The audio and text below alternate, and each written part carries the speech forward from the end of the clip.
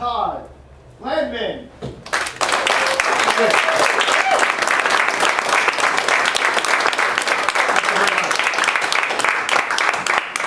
Pleasure to be here. It's been about 7 years since I was last in New York, and as you can tell from my accent, I'm from the United Kingdom. It's the United Kingdom of Harrisburg, Pennsylvania, but it is been there since 1993 and have a life there. And I have no life in America, and neither do you either. But it's superb to be back, and I was really pleased that there was a reference to Houdini earlier in the evening, and I spent about half of the day today doing something that I wanted to do since I was about 8 years old, and that was to go on to a pilgrimage to Houdini's grave.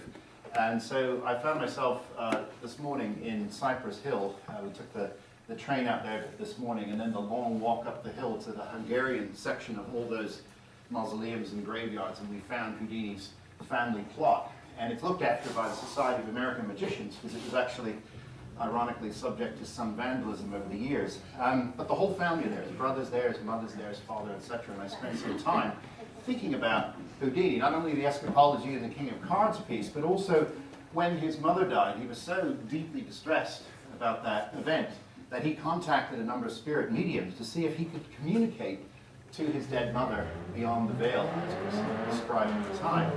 And he was so disgusted and upset with the fraudulent mediums that he met at the time that he became a kind of hyper-skeptic and tried to expose their fraudulent methods. This, of course, led to the famous conflict with Sir Arthur Conan Doyle, the inventor of the greatest rational mind who never existed, Sherlock Holmes. But Doyle was a doctor, a Catholic, and a spiritualist. And Houdini and Doyle would fight over whether spiritualism actually existed or not. Now, one way, an entry point to think about spiritualism is not necessarily the spirits themselves, but maybe the objects that they inhabit. And like many of the others that you saw here this evening, my entry point is around objects. UK is full of them. Antique markets. I think of Camden Market in London, for example. If any of you have ever been there, the collections are absolutely stunning. And I come across objects, collections of things, etc., that themselves, in my possession, I start to discover have special properties. And one of the theories within psychic mediumship is this idea of psychometry. Psychometry really relates to the inner vibrations of objects that really represent all of the history of an object. People have handled, for example, a skeleton key as simple as this over time. Imagine all the hands that have held this key. It's probably over 100 years old. The pockets it's been into, the hands that have held it, the purses, etc. All those things get absorbed by objects, and the psychometrists argue that those vibrations embodied in that object are discernible by those, shall we say, with a sixth sense. So tonight I wanted to share a few things with you. Some of these things are rather personal, and some are just stories, if you will, about people that I've encountered through the objects that I've studied. And I did want to start with this key, and perhaps someone from the audience can just have the lights up, please. You, sir, do you want to come up here, please? There's a stool over here. Can you just come over? Your name's Anthony, is that right? Hi, nice to meet you on top. That's a fantastic phone thing you have there. Yeah. You're at the ready. Yeah, it's like your tricorder. Yeah. Very good. Anthony, are you left-handed or are you right-handed? Right-handed, okay. If you extend your right hand, you'll be more comfortable with your right hand. And just relax, okay, it doesn't hurt, okay. I'm just going to lay the key across your hand, and I'd like you to concentrate on the key, all right? Let's perhaps try it this way. And imagine that key and all the history that it contains. Now, keys, as we'll learn through the evening, symbolize many things, but tonight I want you just to imagine what that key represents and what it does and where it might have come from. And you see, ladies and gentlemen, it's beginning to turn in your hand, is it not? Yes. Concentrate very carefully, ladies and gentlemen, on the key in his hand. If you could perhaps make it turn slightly more. Rising ever so slightly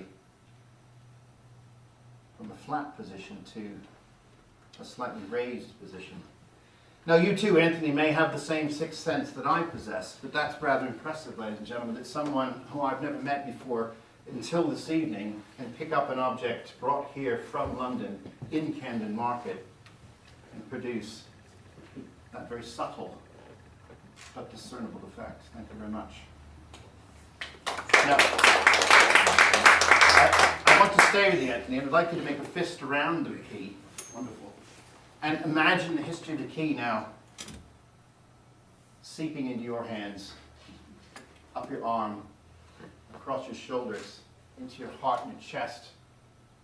And embody, if you will, that history of that key. Close your eyes, perhaps, and imagine where that key had come from and what it might have done. Just describe the first thoughts that pop into your mind. Jail. Wow, okay, pretty heavy, dark stuff. And it's interesting you said jail, because I've done some research on this key. And you may not like what I'm about to share with you. And it involves a number of documents, the first of which comes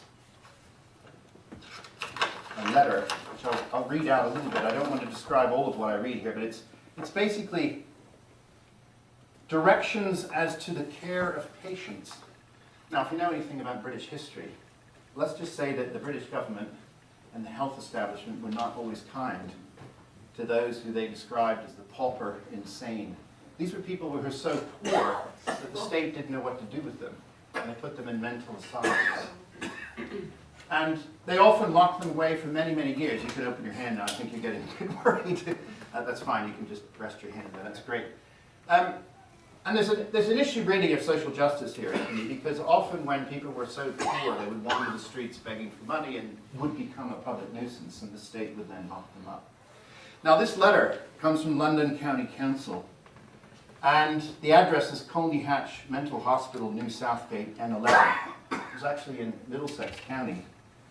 And as I did further research on this, there's some more documentation here. Photographs of rooms that people were kept in, some of them quite murky and dark. Pictures of nurses who worked in the facility, 3 ladies there. You said jail, there's a cell. So you weren't far off. There's the feeding hatch in cell number 111, etc. A gentleman from the war who ended up in the facility. And the facility itself, it's a great picture here. You can check this out on Google. It's called the Colney Hatch Mental Hospital. Now, what's interesting about this facility, it was built in 1861. It became the largest mental asylum in Europe. 6 miles of corridors inside this facility. Imagine what that felt like inside. They had their own graveyard, and the facility lasted until the 1990s, when it was converted into luxury flats. It's now, you love this, it's called Princess Park Manor. Right? The graveyard's still there. Right? That facility is still there. You may have this lovely parquet floor and a view over a garden in North London. But yet that history is still deeply embedded, not only in the objects, but the bricks and mortar of it itself. The final artifact from this collection is actually a small book. Pictures of nurses in here, cells with beds, cushions, etc. But as I read through this book, I realized it was actually a patient registry for this facility. Over 500 more rooms in here, if you read the book. And Anthony, it was divided up into 5 wards. And there were nurses in charge of each of the wards, and of course there were doctors, etc. And in any one of these facilities, because they had this captive group of people there, the pauper insane, if you will, they would do experiments on them. So there was electroshock therapy, there were cold bath plunges, a number of other things they thought would help cure the patient, but actually made them even more ill. And for a 25-year period from the late 19th century to the early 20th century, the facility, actually the front gates of that facility were locked permanently. No one came out and no one went in. Now, Anthony, if we go back to the key, I'd like you to do another little visualization for me. Imagine these 5 wards. Each ward has a key. You see those keys in front of you. You see a number above each of those keys. They're hanging on hooks on the wall. You can imagine the nurse for Ward 3 picking up her key and going and doing her rounds.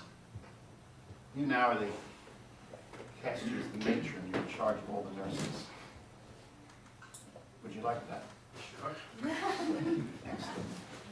Can you imagine doing that? For some strange reason, not having met you.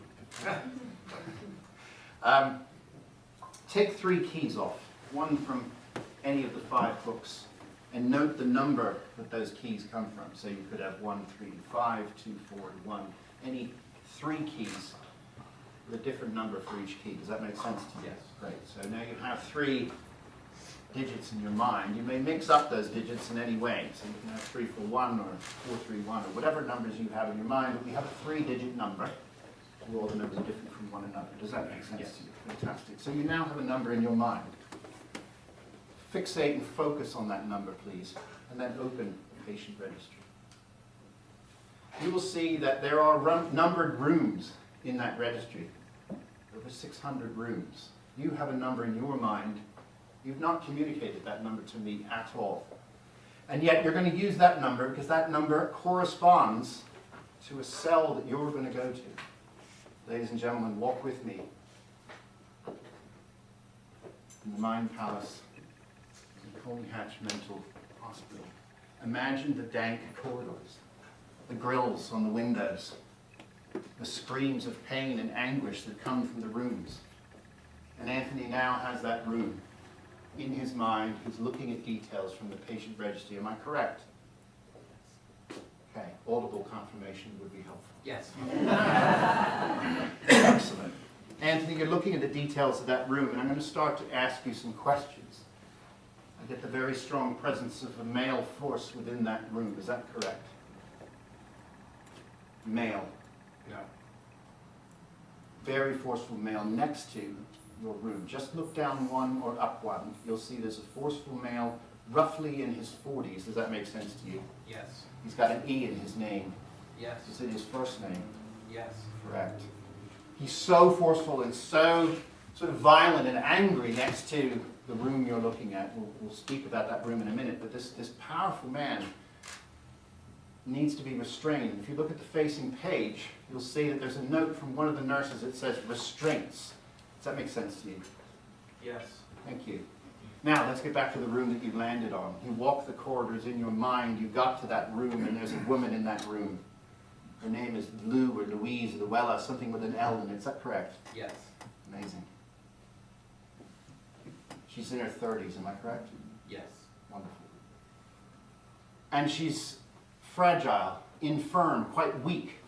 Does that make sense? Yes. And if you look at the facing page, she's huddled like this, and she's rocking back and forth from her infirmity. Is that correct? Yes. Anthony, you and I share a sixth sense. I thank you very much for your participation.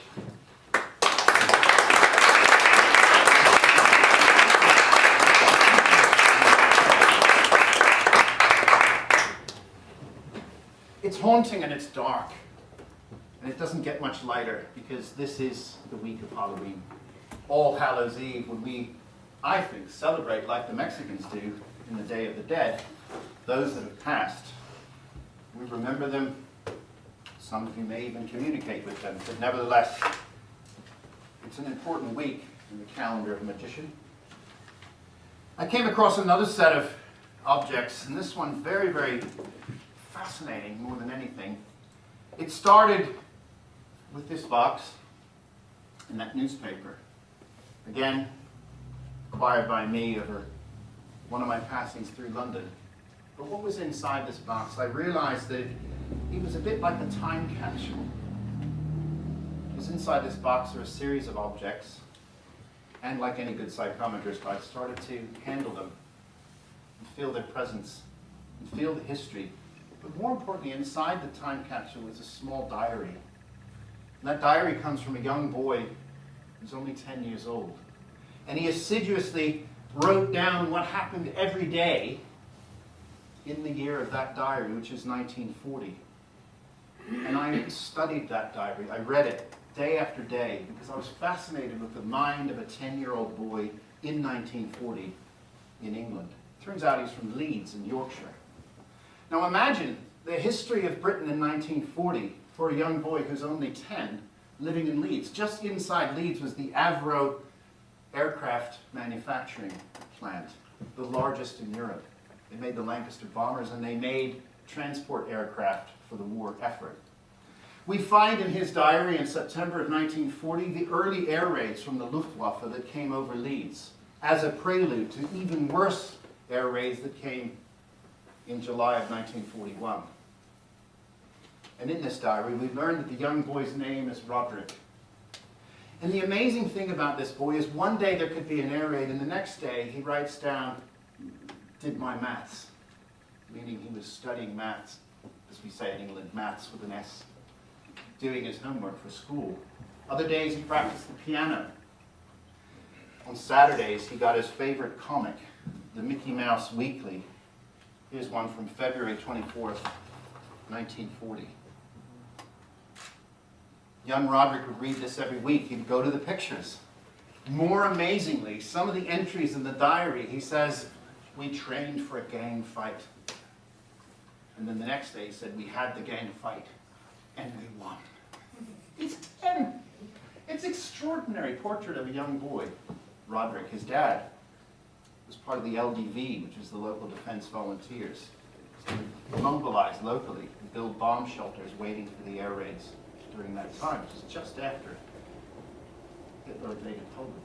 And the Brits were very worried about coming across the North Sea and the English Channel. Now, Roderick, like any other boy, had a collection of favorite things. And 3 things were of particular interest to him, at least as I've read through the diary and the collection here in his little time capsule that he'd like to share with us. A half-crown coin, his favorite wristwatch, and a 10-shilling note, otherwise referred to as the 10-bob note.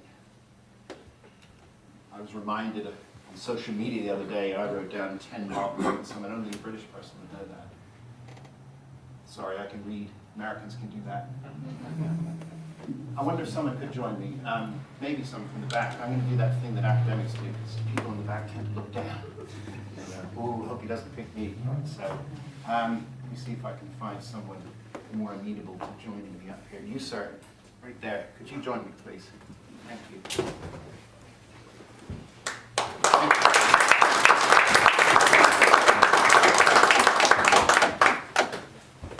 What's your name? John. John, nice to meet you. Where do you come in from then? Toronto, Canada. Toronto, Canada. They say Toronto there, don't they? It's like Baltimore. Baltimore. I come from Pennsylvania. We used to go to Baltimore to buy beer. You come from Toronto. Great. Welcome to Long Island. Did they say Long Island? Long Island? Long Island. Okay. 3 objects: half-crown coin, wristwatch, 10-bob note. Jonathan, have you studied history? I have Studied British history a bit? some, yeah. Some. Could you cast yourself into the mind of a 10-year-old in World War II? Absolutely. Leeds? I thought you might. Which of these 3 objects do you think was his favorite? The watch. The watch. Again, if you could extend your... Are you right-handed or left-handed? Right. Right. The watch in your hand. You close your fist around the watch. Imagine this young boy each day writing in his diary. It's a cigarette card for Leeds United, a picture of his father, who volunteered for the LDV. One of his favorite books, Rab and His Friends, is a story of dogs and young boys, etc., quite typical of the time. A couple of dice, semaphore cards. You could train how to use semaphore during the war. Young Roderick is a young man. His stamp collection, foreign stamps, I believe these are possibly French. Where are they from? I know, Sudan. Colonized by the French, same thing. And the diary itself, Tin Gentleman, etc. And the diary itself. And you see in the diary handwritten scrawl of a young 10-year-old boy. Ladies and gentlemen, you have the lights up a little bit. This is extraordinary. Every day, documenting every day in 1940. A boy's diary. It says, in fact, Lebret's no, sorry, Charles Lett's Schoolboy's Diary. I'll just place that there. Maybe you could put your other hand on top of it. You chose the wristwatch. It's fascinating because as I was looking at these objects, I thought, why does Roderick construct a time capsule in this way if it isn't sending us a message from the past? What do we know that is usable from Roderick's past that might help us understand things today? And it was this, for me, the existential relationship between being in a gang fight one day, getting bombed the next day, and playing the piano the next day. How does a young man do that? And in amongst the objects, I found a small note. I wonder if you could just read that out for us, please. Look at the Leeds United football card. Okay. A player from Leeds United in 1940, Goldberg. You see a description of his playing prowess and a little history. And little boys would collect all of these and keep them in little binders, etc. What else do you see on the back of the date? And what does the date say? May 10th, 40. It's actually British. Oh, October 5th, 40. He studied British history, ladies and gentlemen. October the 5th, 1940. Could you turn to that date, please? Can you see enough to read there? Is that all right for the lighting? It is. Okay. What does it say in the entry for October 5th, 1940? Went to the pictures, get a new wristwatch. Ladies and gentlemen, Jonathan, thank you very much.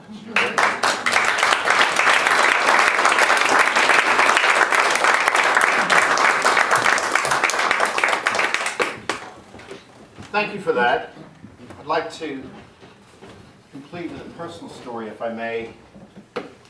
My surname is Landman, which is actually a Dutch name. My father emigrated here in 1955. In fact, I was telling a colleague today as we went over the Brooklyn Bridge and looked at the Statue of Liberty.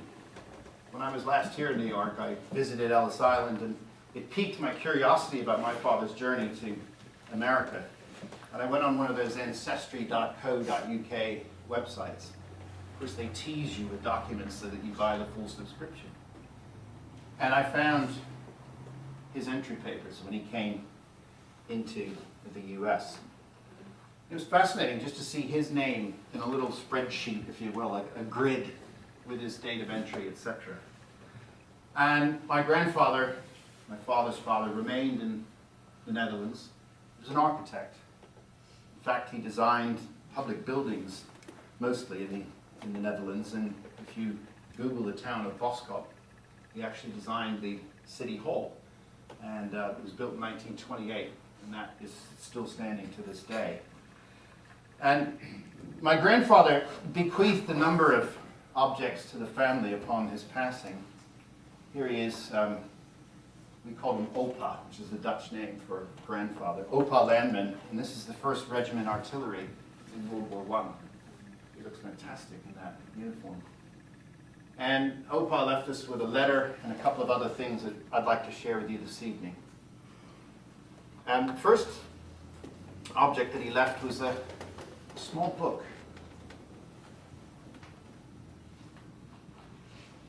A Morgan silver dollar. A very small key. A remarkably beautiful Victorian gold and ruby ring. And for his architectural service, 35 years of service, his commemorative gold pocket watch. If you open the back, there's an inscription in Dutch commemorating his service and recognizing what he had done for public buildings in the Netherlands. Now, the letter that accompanies these objects describes what they are and why they're important. I'll read some of it out, and then I will have someone join me in a moment. As my first and eldest son, he's writing to my father here, I bequeath these family items onto you. They're very special and part of our family's history. I wonder if I might invite a woman to stage, please. Can we get the lights up, please? It's immediate. I like that. Very good. Madam, would you like to join me? Fantastic. Come on over here. You all right? Wonderful. What is your name? Joanne. Joanne. Very nice to meet you. Pleasure. See, Joanne, I introduced these objects to you: a book, a coin, key, a ring, and a watch. I'd like you to focus on those objects for a moment, please.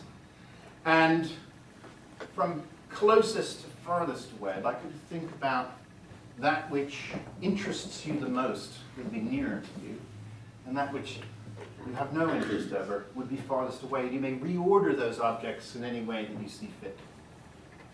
So if the book is of most importance to you, you might slide that towards you. If you don't like the coin, you do that, etc. Does that make sense? Sure. Great. So don't overthink it. Just use your gut instincts. Now, do you want me to move it? Yes, or stay please. center? Yes, move. Good.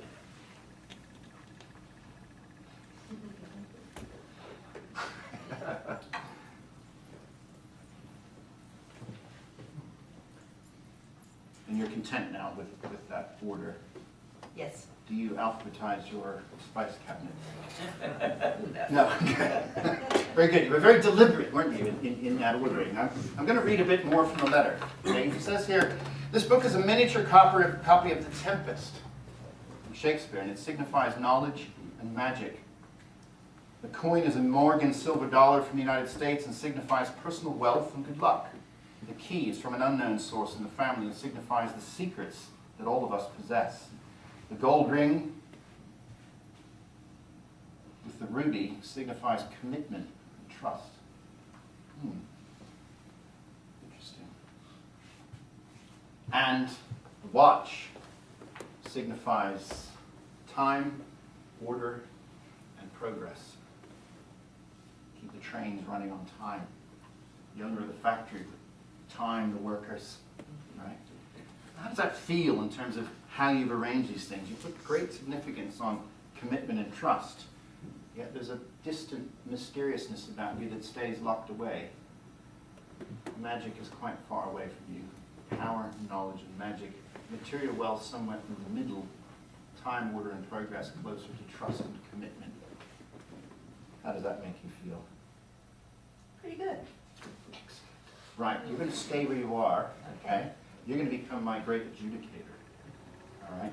I need you to watch the next proceedings. Can I have the house lights, please? One of the things about these objects is they will communicate with people somewhat differently. So you've watched this demonstration, and you might have ordered them differently, or one of those objects may have appealed to you in some way. So I wonder if I might give you a small bag. You, sir, a small bag. And you, a small bag. It's the third time you've been chosen. Third time lucky. I'm going to walk to the side of the room. I'm going to look at those gentlemen over there. Then I'm going to shut my eyes because I don't want to see what you're about to do. We'll begin with you. What is your name? Karen. Karen? Joe? Joe? Rita. Rita. Karen, Joe, Rita. All right. Karen's going to go first, then Joe, and then Rita. Karen, when you go up there, you'll see one of the objects. I just want you to place it in the bag, pull the drawstring, and put it in the center of the table. You're going to make sure that she does that properly. All right? Then Joe's going to do the same thing, followed by Rita. Once you've all finished, let me know, and I will come back to the stage. Does that make sense? Yes. Let's do that. Let's go. Karen, you go first. Gentlemen, my eyes are absolutely closed. Okay, Karen, select an object. Place it in the bag, pull the drawstring, and place the bag in the center of the table. And that could be followed quickly by Joe.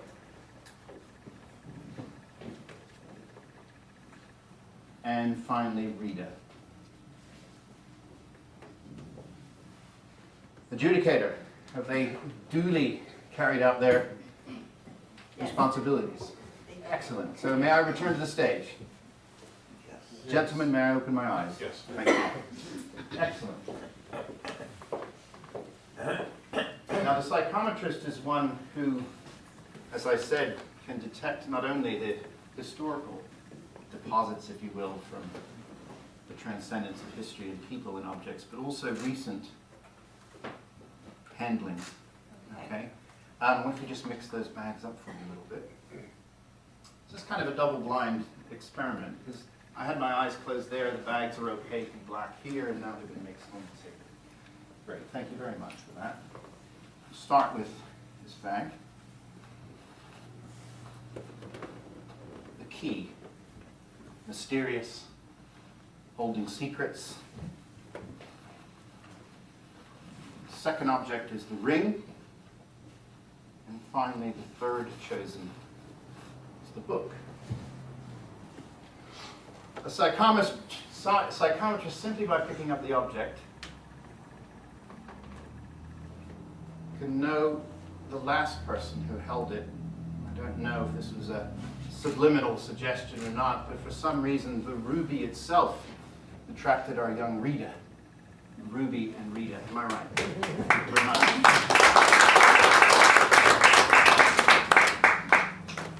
The key, which holds so many secrets, it locks away our secrets, it opens little boxes, reveals letters. Joe, you will remain a mystery. You had the key, and therefore, Karen, you were attracted to magic, power, and knowledge. Thank you very much.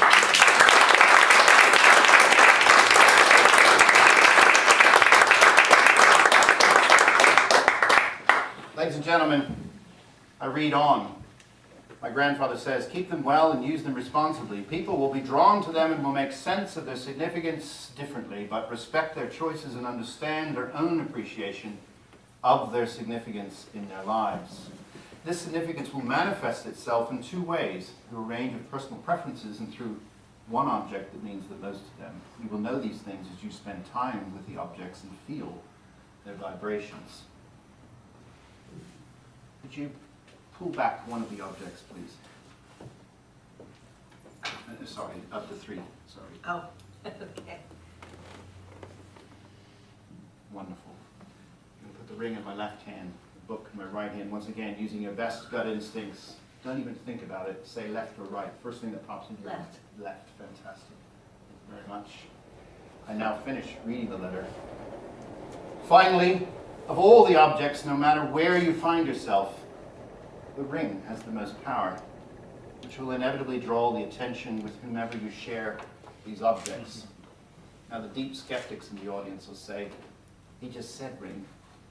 He didn't have it written down. But just for empirical verification, I wonder if you just verify with the audience there is one word circled in red pen, and in your best theatrical voice, could you read out what word that is? Ring. Ladies and gentlemen, thank you very much.